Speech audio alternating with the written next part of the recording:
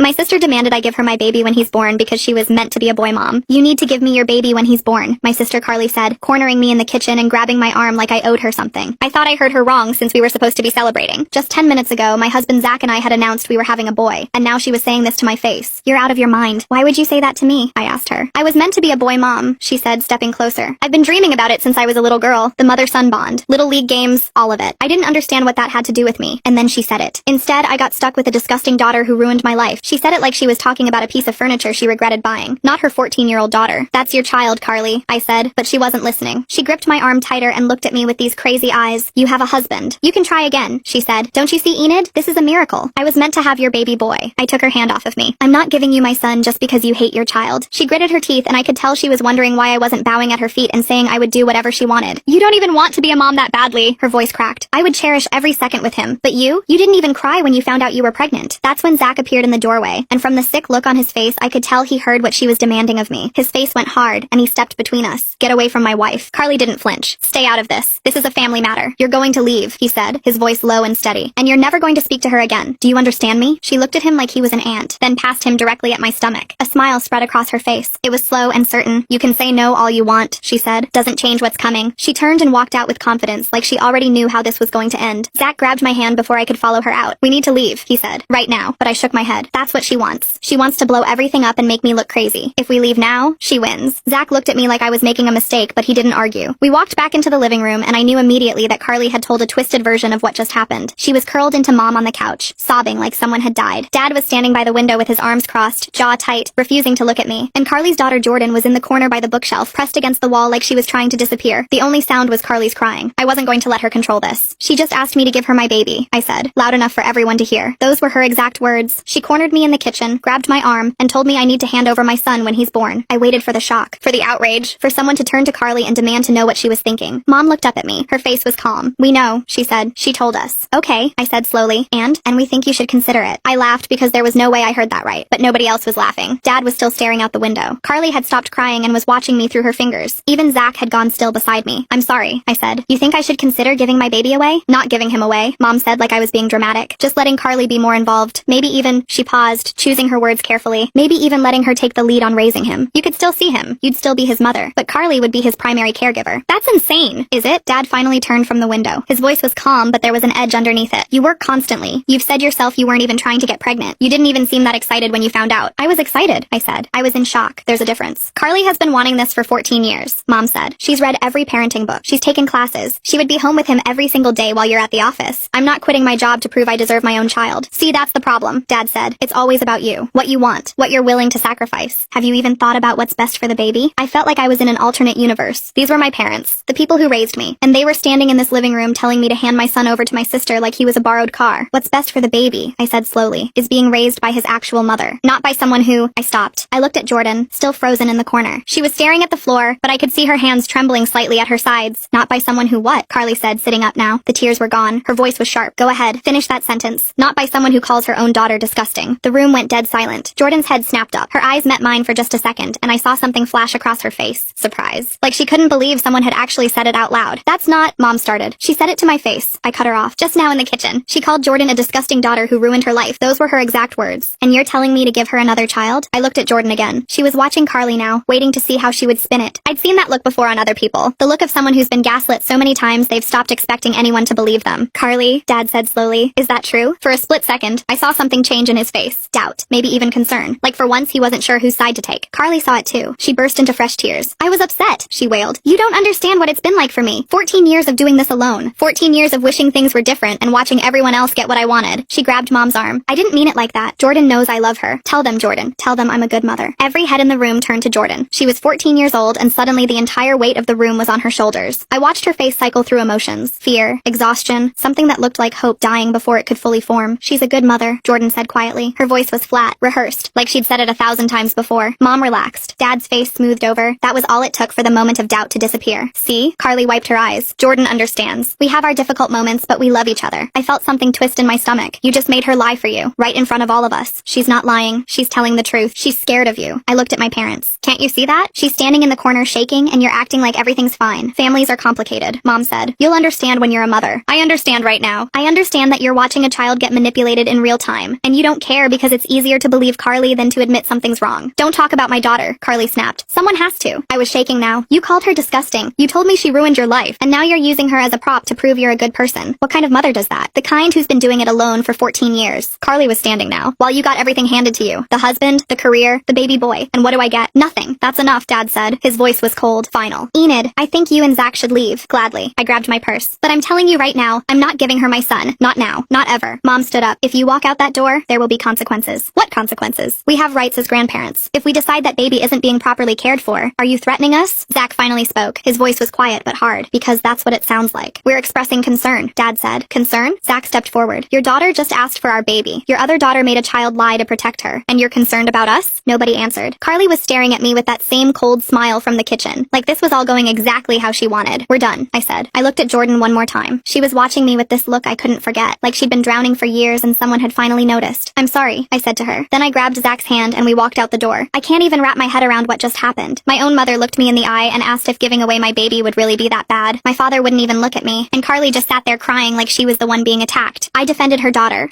and somehow I'm the villain? I'm done being the reasonable one. Done explaining myself to people who already made up their minds. Carly wanted a war. She's about to find out I don't lose. I thought I was ready for whatever she threw at me. Then I came home from my doctor's appointment and found the front door open. I ran inside and stopped dead. Carly was straddling Zach on the couch, her hands pressed against his chest, her face inches from his. He was struggling underneath her. You could fix everything right now, she was saying. Just say yes. I didn't hesitate to grab a fistful of her hair and yank her backward as hard as I could. It was like I had been wanting to do that. She flew off of him and hit the floor. For a second she just lay there gasping. Then she looked up at me. You bitch. She scrambled to her feet and came at me, but Zach was already up, shoving her back. He wanted it, she screamed, clawing at the air trying to get past him. He was going to say yes. I saw it in his face. Get out, I said. Get out of my house right now. Or what? You'll call the police? She laughed and out came this sharp, unhinged sound. And tell them what? That your sister came over to talk? That she sat too close to your husband? Who do you think they're going to believe? The pregnant woman who cuts off her whole family? Or the poor grieving widow just trying to be part of her nephew's life? They'll believe the security camera, I said. Carly froze. What? The one in the living room. The one that's been recording since you forced your way in. Her face went white. I was bluffing. We didn't have a camera, but she didn't know that. You're lying. Try me. For a long moment, nobody moved. Then something changed in Carly's face. The desperation melted away and something colder took its place. Fine, she said. Her voice was too calm now, too steady. You want to play it this way? We can play it this way. She straightened her shirt and smoothed down her hair. But that baby is mine, Enid. And one way or another, I'm going to get what I deserve. She walked toward the door, then stopped, turned back. You can't watch them forever. Then she was gone. Zach sank onto the couch and put his head in his hands. He was shaking. I sat down next to him and put my hand on his back. The adrenaline was starting to fade and I could feel my own hands trembling. I had just walked in on my sister trying to assault my husband. That sentence didn't even make sense in my head. It sounded like something from a crime documentary, not my actual life. What happened here? I carefully asked, making sure he knew I wasn't accusing him of anything. He didn't answer right away. He just sat there with his head in his hands, breathing hard like he'd just run a marathon. I rubbed small circles on his back and waited. I wasn't going to push him. She knocked on the door, he said, his voice barely above a whisper. I looked through the window and saw it was her. I wasn't going to open it, but she kept knocking, kept calling my name, said she just wanted to apologize, that she felt terrible about dinner and wanted to make things right. He took a shaky breath. I opened the door to tell her to leave. That's it, just to tell her to go away. But she pushed past me before I could stop her. Zach. She started talking about how you don't understand, how hormones make pregnant women irrational, how I seemed like a reasonable person, and maybe I could help her. He looked up at me with red-rimmed eyes. He looked so small in that moment. I hated Carly for making him look like this. I kept telling her to get out. I kept moving toward my phone to call you, but every time I moved, she moved with me, cutting me off, getting closer. His voice cracked. And then she started talking about how I gave you a boy, how that meant I had something special, strong genes, and how it would be such a waste to only use them once. He stopped talking and stared at the floor. His hands were clasped together so tight his knuckles had gone white. She touched my arm. I pulled away. She grabbed my shirt. I tried to push her off, but she just kept coming. She shoved me onto the couch, and before I could get up, she was on top of me, and he stopped, swallowed hard. I couldn't get her off. I was trying not to hurt her because she's your sister, and I didn't know what to do, and she just kept saying she wanted me to get her pregnant. His voice was hoarse. That I could give her a boy like I gave you. No one would have to know. He couldn't look at me. He was staring at the carpet like he was ashamed, like any of this was his fault. I pulled him into me and held him as tight as I could. It's not your fault, I said. Do you hear me? None of this is your fault. I should have never opened the door. You couldn't have known. You couldn't have known she would do something like this. But I did open it. His voice broke. I let her in and she, hey! I pulled back and took his face in my hands, making him look at me. His eyes were wet. You did nothing wrong. She forced her way in. She wouldn't leave. She attacked you. That's on her, not you. Do you understand me? He didn't say anything. He just looked at me with this expression that made my heart shatter. Zach, I need you to hear me. This is not your fault. I feel like I should have been able to stop her. She caught you off guard. She manipulated her way in. That's what she does. That's what she's always done. I wiped a tear from his cheek with my thumb. You are not responsible for what she did to you. He buried his face in my shoulder and I felt him shaking against me. My husband, the strongest person I knew, was broken down by my own sister. I held him and let him fall apart because that's all I could do. We sat like that for a long time. I don't know how long. I just held him and let him cry and tried to make sense of what had just happened. My sister had tried tried to assault my husband to get herself pregnant. I kept turning that sentence over in my head, trying to make it fit into reality. Carly had always been difficult, entitled, dramatic. But this was something else entirely. This was a line I never thought she would cross. And if she would do this, what else would she do? The thought hit me like ice water. I was pregnant with the baby of her dreams, and she had just proven she would do anything to get what she wanted. We need to do something, I said quietly. We can't just let this go. Zach pulled back and wiped his face. You heard her. She's already figured out what she's going to say. Grieving widow, crazy pregnant sister. Who are they going to believe? So what do we do? I thought about my parents. How they'd sided with Carly at dinner. How they'd threatened me with grandparent rights. If I told them what happened, they'd find a way to make it my fault. They'd say Zach misunderstood. They'd say Carly was just emotional. They'd twist it around until I was the villain again. We were on our own. No family, no support. Just us against whatever Carly was going to do next. I don't know, I admitted. But we have to be ready, because she's not going to stop. Zach nodded slowly. He still looked shaken, but something harder was settling into his face. If she comes back here, I'm calling the police. I don't care what she says. I don't care who believes what. She's not stepping foot in this house again. Agreed. We sat there in the quiet, holding hands, trying to figure out how everything had gone so wrong so fast. I kept thinking about the look on Carly's face when she left. That cold certainty. Like she already knew how this was going to end. My sister had tried to assault my husband to get herself pregnant. I didn't know how to process that. I didn't know if I ever would. We just held each other and tried to breathe. An hour later, the doorbell rang again. Zach went stiff beside me. If that's her, I'll check. I looked through the peephole. It wasn't Carly. It was Jordan. I opened the door and she was standing there hugging herself, trembling so hard her teeth were chattering. Her eyes were red and swollen, and there was a bruise across her left cheek, dark purple against her skin. Jordan, what happened? She tried to speak, but all that came out was this tiny broken sound. Come inside, I said, pulling her in. You're safe now. Come inside. Zach wiped his face quickly and got her water while I sat her on the couch. She couldn't stop shaking. Every few seconds, she'd flinch like she was bracing for a blow that wasn't coming. Take your time, Zach said softly, handing her the glass. His hands were still trembling from what had happened, but he pushed it aside. You're okay now. Jordan took a shaky breath. She came home angry. I heard the car, the way she slammed the door. I went to my room, but she came and found me. What did she do? Jordan's eyes went distant. She was screaming before she even got up the stairs, saying it was my fault, that everything wrong in her life was because of me. She sniffled hard. She grabbed my hair and dragged me into the hallway. I tried to cover my face, but she just kept hitting me. She touched her bruise and winced. She said if I had just been a boy, none of this would be happening. She said she spent 14 years looking at me and feeling sick. She said my dad would still be alive if I hadn't disappointed him so much that he didn't want to live anymore. Jordan, she kicked me. Jordan's voice went flat. Number. When I was on the floor, she kicked me in the stomach and called me worthless. And then she grabbed my arm and threw me out the front door and told me if she ever saw my face again, she'd make me regret it. She looked up at me with hollow eyes. I didn't know where else to go. I pulled her into a hug. She was so thin, so small. You're staying here, I said, with us. You're not going back to her. She'll come looking for me. Let her come. Zach sat down on the other side of Jordan and put his hand on her shoulder. She flinched at first, then relaxed. You're safe, he said. She's not going to hurt you again. Jordan looked between us. I could tell she seemed confused, hopeful, terrified it wasn't real. She started crying then. Not loud, just these quiet, exhausted tears that had been held back for too long. I held her and let her cry. This whole day has been a mess. I walked into my own house and found my sister on top of my husband. She looked me dead in the face and said he wanted it. Then she went home and beat her 14-year-old daughter until she ran away. And somehow, my parents still think I'm the problem. I don't even have words for this. What kind of person does these things? I'm not just protecting my baby anymore. I'm protecting Jordan too. Wait until you hear what Jordan told me. Carly just lost the only person she had left. She doesn't even know it yet. Jordan told me everything that night. After she stopped crying, after Zach made her something to eat, after the shaking finally stopped, she started talking. And once she started, she couldn't stop. You know, she only named me Jordan so she could pretend I was a boy, she said quietly. We were sitting on the couch together. Zach was in the chair across from us. I looked at her. What do you mean? When she was pregnant with me, she was so sure I was going to be a boy. She had the nursery ready. Blue walls, baseball posters, the whole thing. Jordan pulled her knees up to her chest. And then I came out wrong. You didn't come out wrong, Zach said. You came out a girl. There's nothing wrong with that. Try telling her that. Jordan almost smiled, but it didn't reach her eyes. She kept the name anyway. Told everyone it was unisex. But I know the real reason. So she could call me by a boy's name and pretend, at least a little bit, that she got what she wanted. I reached over and put my hand on her arm. How long have you known this? Forever. She never let me forget it. Jordan's voice was flat. That's why she used to shave my head. I remember that. Everyone would tell Carly to let Jordan's hair grow, that she would look so beautiful with long hair. But Carly always refused. Always had the same excuse. Every few weeks when my hair started to grow out, she'd sit me down in the bathroom and shave it all off, Jordan continued. Because it was easier to manage. I finished off for her. Yeah. Jordan looked down at her hands on her lap. She didn't want me to look like a girl. Zach leaned forward. How long did that go on? Jordan touched her hair, shoulder length now, tangled and messy from running here. Until I was 11. That's when I started fighting back. Really fighting. Screaming, locking myself in my room. She couldn't hold me down anymore, so she stopped. She let out a bitter laugh. This is the longest it's ever been. 14 years old and I'm finally allowed to have hair past my ears. Lucky me. The sarcasm in her voice was sharp, but I could hear the pain underneath it. And no one could help no matter what. My teacher saw the bruises, but she always had an excuse. I fell. I was playing rough. I was a difficult child. And everyone believed her because she's so good at being the victim. She looked at me. You saw it at dinner. The way she turned it around on you. I saw it. I nodded. I just didn't understand how deep it went. I thought about all the family gatherings over the years. All the times I'd seen Jordan sitting quietly quietly in the corner. All the times I'd noticed something seemed off but told myself it wasn't my business. I should have said something. I should have done something. It goes all the way down. Jordan picked at a thread on the couch cushion. She only let me wear boys' clothes. Jeans, t-shirts, nothing with flowers or pink or anything girly. When I started middle school, teachers asked questions, so she let me wear some girl stuff to school. But at home it was back to the same thing. Zach shook his head. And let me guess. She used that grieving widow raising a difficult daughter all by herself excuse that she loves so much when questions start getting heavy. Jordan laughed bitterly. Yeah, everyone constantly feels sorry for her. That's her whole thing. She makes people feel sorry for her, and then she gets whatever she wants. She stopped suddenly, looked down at her hands. I shouldn't be telling you all this. She's still my mom. I know that sounds stupid, but it doesn't sound stupid, I said. She's your mom. Of course you have complicated feelings. But Jordan, what she's done to you isn't okay. None of it is okay. Jordan was quiet for a moment. Do you actually believe me? The question was so small, so fragile, like she was bracing herself for me to say no. Of course I believe you. Because no one ever does. I've tried telling people before, and they always, I believe you, I said again, firmer this time. Every word. Zach moved from the chair to sit on Jordan's other side. She flinched at first, but didn't pull away. I believe you too, he said quietly. And I know what she's capable of. She hurt me today. What she did to me. He paused, his jaw tightening. You're not alone in this. Not anymore. Jordan looked at him with something like recognition, like she finally had someone who understood. She used to tell me things when I was little, Jordan continued, her voice steadier now. Things I believed because she was my mom and I didn't know any better. Like what? Zach asked. Jordan was quiet for a moment. She opened her mouth to speak, then closed it. She tried again. That I was supposed to be a boy. I ruined her life by being born wrong. She convinced me that my dad died because he was so disappointed in me he didn't want to live anymore. Jordan, I grabbed her hand. That's not true. None of that is true. I know. Now. She squeezed my hand back. But when you're 6 years old and your mom tells you your dad killed himself because of you, you believe it. You believe it for a long time. Her voice cracked on the last word and she had to stop. She pressed her hands against her eyes and took a shaky breath. Take your time, I said softly. You don't have to tell us everything tonight. No, I want to. I need to. She dropped her hands and looked at me with wet eyes. I've been holding this in for so long. I just need someone to finally know. The room went quiet. Zach reached over and put his hand on Jordan's shoulder. She looked surprised, but she didn't pull away. You can let it all out, Zach softly said. Cry, scream, talk to your heart's content. We're here for you. For once, Jordan felt comforted, so she continued. There was this one time. I was 9. I'd saved up my allowance and bought a dress from a thrift store. Yellow with little flowers on it. I hid it in the back of my closet and only wore it when she wasn't home. She paused. She found it, dragged me into the living room and made me watch while she cut it into pieces with scissors. She said if she ever caught me wearing girl clothes again, she'd make sure I regretted it. Jordan's hands balled into fists. I was 9. What kind of person does that to a 9-year-old over a dress? I could end her, I said. The words came out before I could stop them. I'm sorry. I know she's your mom, but I could actually end her for doing that to you. Jordan stared at me. I don't think anyone had ever been angry on her behalf before. Zach put his hand on her shoulder. And when I was 10, I painted my nails. Just clear polish. You could barely even see it. Jordan's voice was shaking now, but it wasn't sadness anymore. It was anger. She locked me outside in November, all night. I was in my pajamas and I thought I was going to die, and the next morning she let me back in and acted like nothing happened, as if I really deserved to be punished like that. She stood up suddenly and started pacing. 14 years. 14 years of this, and everyone just looked the other way. Teachers, grandma and grandpa, everyone. She was shaking with rage now. I spent my whole life thinking I just had to survive until I could leave. But you know what? I'm done being quiet. She's always been the problem, and everyone just let her get away with it. I wiped my eyes. I hadn't even realized I was crying. I stood up and pulled her into a hug. She resisted for a second, still vibrating with anger, then collapsed into me. We stood there for a long moment. I could feel her shaking against me, all that rage slowly draining out of her until there was nothing left but exhaustion. You're not going to send me back, are you? Her voice was muffled against my shoulder. Small, scared. Never. Promise? I promise. You're staying here, with us, for as long as you want. She held on tighter. There's something else, Jordan said into my shoulder. Something you need to know about your baby. I pulled back. What about him? When you announced you were having a boy, she went quiet. You probably noticed. Everyone else was celebrating, but she just sat there staring at you. I nodded. I remembered. That night, she came into my room. She wasn't angry. That was the scary part. She was always angry. But this time she was calm, almost happy. Jordan's jaw tightened. She said that's my second chance. That baby is going to fix everything. What does that mean? Zach jolted up at that. She's been planning this for months. She has a nursery set up in the spare room. Blue walls, a crib, clothes, toys, everything. Jordan looked between us. She has a name picked out. She talks about him like he's already hers. I felt cold all over. She's not going to stop, Jordan said. She's never going to stop. She's been waiting her whole life for a boy, and now she thinks she's finally going to get one. She doesn't care what she has to do. I thought about Carly on top of my husband. I thought about Jordan's bruise, the years of abuse, the nursery waiting for my son. She's not getting him, I said. She's not getting you either. Jordan looked at me. Her eyes were red and swollen. She looked exhausted, wrung out, like she'd just run a marathon. She always wins, Jordan declared. Not this time. I shook my head. Jordan didn't say anything. She just leaned into me and closed her eyes. Zach came over and put his arms around both of us. We stood there in the quiet, the three of us, holding each other up. For the first time in her life, Jordan wasn't alone, and neither were we. Jordan stayed over and slept in our guest room. I sat on the bed next to Zach, wondering how we were going to keep our baby safe from my crazy sister. He was coming any day now, but I'm not scared of her anymore. I'm angry. Angry for Jordan, for Zach, for myself. Let me tell you what happened just days after I gave birth. You're not going to believe this. Finally, my baby boy was born. He was healthy and perfect. I held him in my arms, and for a moment I forgot about everything else. I just looked at my son and felt something I'd never felt before, like I would do anything to protect him. Anything. We came home from the hospital hospital 2 days after that. Jordan was still staying with us. She helped with the baby while Zach and I tried to figure out how to function on no sleep. Those first few days were a blur of feedings and diaper changes and exhaustion so deep it felt like drowning. And on top of that, I was on guard all the time. I kept waiting for Carly to show up, to call, to do something, but there was nothing. No contact from her. No contact from my parents. Just silence. Part of me wanted to believe it was over, that she'd finally given up. But Jordan's words kept echoing in my head. She's not going to stop. She's never going to stop. She's been waiting her whole life for a boy. By the 5th night home, I was so tired I could barely see straight. Zach was the same. Even Jordan looked exhausted from helping us around the clock. That night, we all went to bed early. My baby was in his nursery down the hall. I had the monitor on my nightstand, volume all the way up. I remember thinking I should stay awake. I should watch. But my body wouldn't cooperate. I was asleep before my head hit the pillow. I don't know how long I was out before Jordan was shaking me awake. Enid. Her voice was urgent, scared. Enid, wake up. I opened my eyes and the room was dark. Jordan was standing over me, her face pale. What's wrong? I asked, still half asleep. I heard something. A door. I think someone's in the house. Zach was already sitting up beside me. What? I heard the front door, Jordan said. I'm sure of it. We all went quiet, listening, and then we heard it. The baby crying, then stopping, then the sound of footsteps moving fast, then the front door closing. I was out of bed before I knew I was moving. I ran down the hall to the nursery and threw open the door. The crib was empty. My son was gone. For a second, I couldn't breathe. I couldn't think. I just stood there staring at the empty space where my baby was supposed to be. This wasn't happening. This couldn't be happening. Then Zach was rushing past me, running for the front door. Call 911! He yelled over his shoulder. I tried to follow, but my body wouldn't cooperate. I'd given birth 5 days ago. Everything still hurt. I was slow and clumsy, and by the time I got to the hallway, Jordan was there, grabbing my arm, helping me move. Give me your phone, I said. She handed it over, and I dialed 911 as we moved toward the front door. 911, what's your emergency? My sister took my baby. My voice was shaking so bad I could barely get the words out. She broke into my house and took my baby. She's in front of my house right now. Please hurry. I gave them the address and hung up. We made it outside and I saw them. Carly was halfway down the driveway, my son in her arms. She was moving fast, almost running, clutching him against her chest, and she was talking to him. I could hear his crying and her voice carrying in the night air. It's okay, baby. Mommy's here. Mommy's got you now. Everything's going to be okay. We're going home. Something inside me snapped. That was my son. She was calling herself his mother. Zach caught up to her first. He grabbed her arm and spun her around. Give me my son. Carly's face was wild. Her eyes were huge and darting everywhere, and she looked like she hadn't slept in days. He's not yours, she said. He was never yours. He's mine. He's always been mine. Give him to me right now. No! She pulled away from him, clutching the baby tighter. He started screaming, this high-pitched wail that cut through the night. You don't understand? None of you understand. I've been waiting my whole life for him. He's my second chance. He's going to fix everything. Zach grabbed her arm again, harder this time. Let go of my son. He's not your son. Carly tried to twist away, but Zach held on. They were struggling now, both of them pulling, the baby screaming between them, both trying to be so careful to not hurt him. I finally reached them. Jordan was right behind me, still holding my arm, keeping me upright. Every step hurt, but I didn't care. I would crawl if I had to. Carly, stop! I screamed. Give him back! Carly looked at me, and something in her face shifted. The desperation melted into pure hatred. You! She spat. You don't deserve him. You never wanted him. You can't take care of him like I can. I've been preparing for him. I have a nursery. I have a name. I have everything ready. And you think you can just keep him from me? I won't let you. He's my son. He's my second chance. She was screaming now, spit flying from her mouth. Do you know what it's been like? 14 years of looking at her. She jerked her head toward Jordan, and being reminded every single day of what I didn't get. 14 years of watching everyone else have what I deserved. And then you, my own sister. You get pregnant by accident and it's a boy and you don't even appreciate it. I lunged for her. I didn't think about it. I just moved. I grabbed at the baby, trying to pull him from her arms. She held on tight, yanking him back, and for a horrible moment we were both pulling on him, my son screaming between us. Let go! Carly shrieked. He's mine! Jordan jumped in. She grabbed Carly's arm and tried to pry it off the baby. Let him go. This is crazy. Just let him go. Carly's head snapped toward Jordan and her face twisted into something ugly. She let go of me with one hand and slapped Jordan across the face. Hard. The sound cracked through the air. You, Carly hissed. This is all your fault. If you had just been what I needed. If you had just been a boy. 14 years of disappointment. 14 years of looking at you and feeling sick. And now you're trying to take this from me too? Jordan didn't back down. She grabbed Carly's arm again, harder this time. I'm not letting you do this. Get off me! Carly tried to shake her loose, but Jordan held on. And in that moment of distraction, Zach moved. He wrapped both arms around the baby and pulled. Carly screamed as the baby was ripped from her grip. Zach stumbled backward, clutching our son against his chest, and then he was handing him to me, pressing him into my arms. I was holding my baby. I was holding him. He was safe. He was here. He was mine. Carly lunged for us, but Zach stepped in front, blocking her path. She tried to get around him, clawing at the air, screaming things that didn't even make sense anymore. He's mine! You can't do this. He's supposed to fix everything. Give him back. Sirens in the distance. Getting closer. Carly heard them too. For a second, something like panic flashed across her face. Then it was gone, replaced by that cold certainty I'd seen before. This isn't over, she said. I'll get him back. I'll find a way. You can't watch him forever. You can't. The police cars pulled up, lights flashing red and blue across the front yard. 2 officers got out and started toward us. Carly saw them first. She straightened up, wiped her face, and something shifted in her expression. The crazy melted away, and suddenly she looked like a scared, concerned mother. Officers! Thank God you're here, she pointed at me. That's her! She broke into my house and she's trying to take my baby. I was shocked and offended all at once. What? She's been threatening me for months, Carly continued, her voice shaking with fake tears. She's obsessed with my son. She thinks he belongs to her. I don't know what's wrong with her, but please, please help me get my baby back. The officers looked at her. then at me. I was standing there in my pajamas, hair a mess, still bleeding from giving birth 5 days ago, holding a screaming newborn. That's not true, I said. She's lying. This is my baby. She broke into my house. She's delusional, Carly said. Ask anyone. She's been stalking me. She's been harassing me. My whole family can tell you. The worst part about that was that our parents would somehow find a way to prove her right, and my life would be ruined forever. One of the officers held up his hand. Okay, everyone calm down. Ma'am, he looked at Carly. You're saying this is your child? Yes. His name is Michael. He's 5 days old. My blood ran cold. She knew how old he was. She'd been watching us. His name is not Michael, I said. His name is Theo, and I gave birth to him. You can check the records. She's lying, Carly screamed, the mask slipping for just a second. Why would I lie about my own baby? The officer looked between us. Do either of you have identification? I do. Zach stepped forward. I'm the father. I have my ID and I have pictures from the hospital. My wife gave birth 5 days ago. This woman, he pointed at Carly, is her sister. She's been harassing us for months trying to take our baby. That's not true. Carly was crying now. Real tears or fake ones, I couldn't tell anymore. He's not the father. He's lying. They're all lying. The other officer was looking at Jordan, at the red mark on her face. What happened to you? Jordan's voice was steady. She hit me, just now, when I tried to stop her from taking the baby. She's my daughter, Carly said quickly. She's troubled. She makes things up. She's been in therapy for years. You can ask anyone. I'm not making anything up. Jordan's voice cut through the night. She broke into their house with a key she's had since before they changed the locks. She went into the nursery and took the baby out of his crib. I heard her. I woke them up, and when I tried to stop her, she hit me, just like she's been hitting me my whole life. Jordan, stop it, Carly hissed. Tell them the truth. I am telling them the truth. For the first time in 14 years, I'm telling the truth. The officers exchanged a look. One of them spoke into his radio, confirming our address, asking for backup. The other one turned to Carly. Ma'am, I'm going to need you to step away from the baby. No, you don't understand. He's mine. Ma'am, I've been waiting my whole life for him. The mask was gone now. Completely gone. Do you know what it's like to want something so badly and watch everyone else get it? She doesn't even want him. She didn't even cry when she found out she was pregnant. But I would be a good mother. I would be the best mother. He's supposed to fix everything. She lunged toward me and the officers grabbed her. She fought. She kicked and scratched and screamed, calling me every name she could think of, telling the officers they were making a mistake, that the baby belonged to her, that she'd been waiting her whole life for him, that I stole him, that everyone was lying, that Jordan was a troubled child who made up stories. They had to force her arms behind her back, had to put her in handcuffs. She was still screaming when they put her in the back of the police car, still screaming as they closed the door. I watched the car pull away, lights still flashing, my son pressed against my chest, and I felt him breathing. It was over. Carly was charged with breaking and entering, attempted kidnapping, and assault. The prosecutor added child abuse charges after Jordan testified about everything she'd been through. My parents tried to defend Carly at first, tried to say she was confused, that she needed help, not prison. But when Jordan took the stand and told the court about the head shaving and the yellow dress, and the night she spent locked outside in November and every other thing Carly had done to her for 14 years, they went quiet. They didn't testify on Carly's behalf. They didn't testify at all. Carly was sentenced to 20 years.